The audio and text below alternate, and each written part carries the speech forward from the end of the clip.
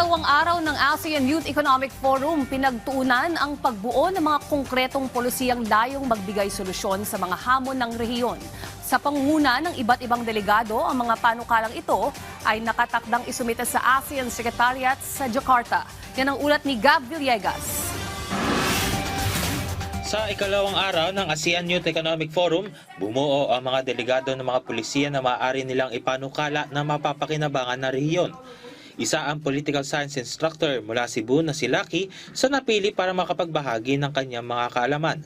Para sa kanya, marami ang kanyang napulot mula sa mga eksperto. Pagpapaunlad ng digital innovation at pagkakaroon ng economic inclusion, ang polisiya na bubuuin ni Lucky. May mga kaparehong problema anya ang mga bansa sa ASEAN na kailangang harapin at hanapan ng solusyon. Kabilang ang mga problema ng mga vendor na napag-iiwanan sa pag-usbong ng merkado sa lungsod.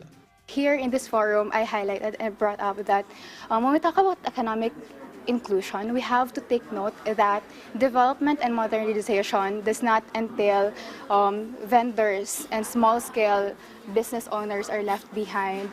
So we have to ensure that when we talk about this digital innovations, development, or whatsoever, big terms, right?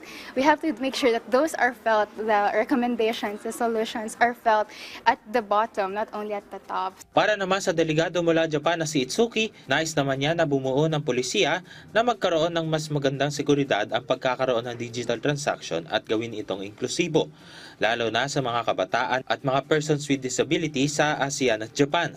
Combining these two positive aspects of each market and creating some kind of tunnel in between these two regions. Our idea is to create some kind of a punch that could stop that outflow from that circular economy. And so yeah, to answer that question, not as a country itself, but as of a community, I think it's realistically possible to run that policy.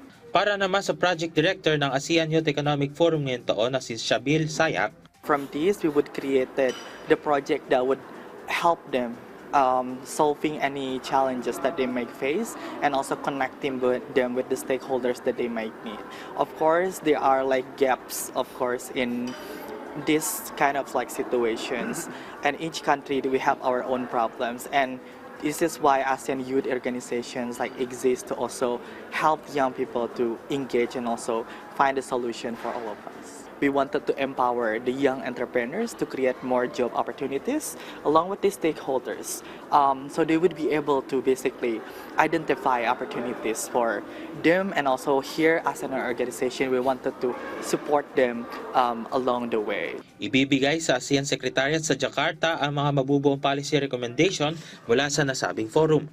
Gab Villegas para sa Pambansang TV sa Bagong Pilipinas.